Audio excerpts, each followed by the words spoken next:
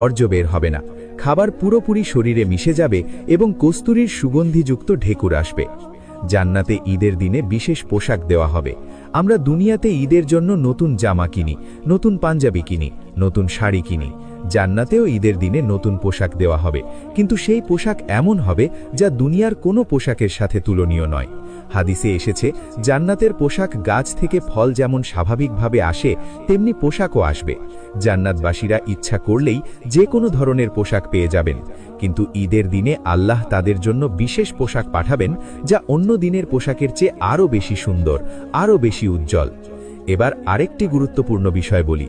জান্নাতের ঈদের দিনে জান্নাতবাসীরা একে অপরের সাথে দেখা করবেন, কুশল বিনিময় করবেন। দুনিয়াতে আমরা ঈদের দিনে আত্মীয় স্বজনের বাড়িতে যাই, বন্ধুদের সাথে দেখা করি, কোলাকুলি করি, একে অপরকে ঈদ মুবারক বলি। জান্নাতেও এই রেওয়াজ থাকবে। জান্নাতবাসীরা একে অপরের প্রাসাদে যাবেন, তাদের সাথে দেখা করবেন, তাদের সাথে কথা বলবেন, এবং সবচেয়ে সুন্দর বিষয় হলো জান্নাতে সবাই একে অপরকে ভালোবাসবে। কোনো হিংসা নেই, কোনো বিদ্বেষ নেই, কোনো অহংকার নেই, কোনো ঝগড়া নেই। পবিত্র কোরআনে সূরা আল হিজরের ৪৭ নম্বর আয়াতে আল্লাহ বলেছেন, আমি তাদের অন্তর থেকে সকল বিদ্বেষ দূর করে দেব, তারা ভাইয়ের মতো মুখোমুখি আসনে বসবে। দুনিয়াতে আমরা অনেক সময় আত্মীয় স্বজনের সাথে দেখা করতে গেলে মনে মনে একটু অনিচ্ছা থাকে, একটু টেনশন থাকে, পুরনো কোনো মনোমালিন্য থাকে, কিন্তু জান্নাতে এসবের কোনো অস্তিত্ব থাকবে না। সেখানে শুধু ভালোবাসা, শুধু আনন্দ, শুধু সুখ। জান্নাতের ঈদের দিনে আরেকটি বিশেষ বিষয় ঘটবে। আল্লাহ সুবহানাহু ওয়া তাআলা সেদিন জান্নাতবাসীদের জন্য এমন কিছু নতুন নেয়ামত প্রকাশ করবেন যা তারা আগে কখনো দেখেনি। জান্নাতে প্রতিদিনই নতুন নতুন নেয়ামত আসতে থাকবে, কিন্তু ঈদের দিনে এই নেয়ামত অন্য দিনের চেয়ে অনেক বেশি হবে।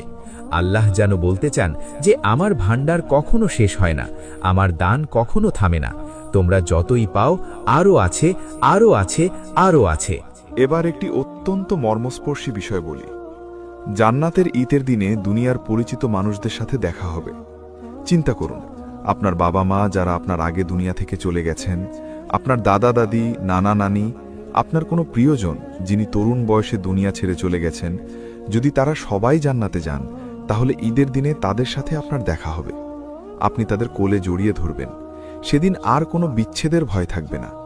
দুনিয়াতে আমরা প্রিয়জনকে হারিয়ে কতই না কষ্ট পাই, কতই না কাঁদি, কিন্তু জান্নাতে সেই প্রিয়জনের সাথে আবার মিলিত হওয়ার আনন্দ কেমন হবে একটু কল্পনা করুন তো।